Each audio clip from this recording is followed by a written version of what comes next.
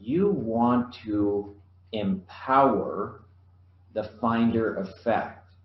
You want to engage the finder of fact. And so when you cross-examine, you don't say to the witness, can you tell me what happened next? You, the examiner, are almost irrelevant.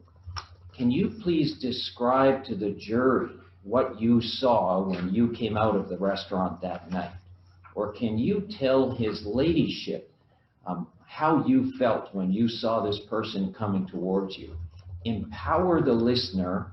They are the most important person in the room.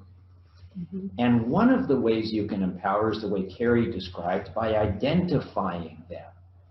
Another way you can do it is by engaging them.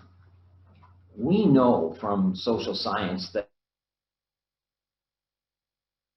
for maybe half an hour or maybe 45 minutes, people need to be engaged in order to be absorbing information and processing it. And so one of the most effective ways of examining a witness is when you say, open up the photo book and hold that up and show his lordship on page 12 what that shows and point to where you were standing. Everyone in the jury opens their books. The court is engaged. They are listening actively. And so that way you make them a part of your examination. Get the trier of fact involved. Visual aids is one way of doing it. There's a number of different ways.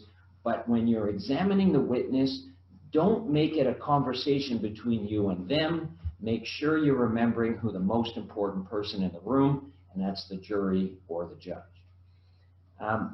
Now I want to take one step back before I start talking about some techniques for cross-examination, because one of the topics I'm supposed to talk about is preparing for cross. So I hope this doesn't sound too elementary, but let's just start with first principles. The first thing I do whenever I get a case is sit down and think about it and write out what is my theory of the case.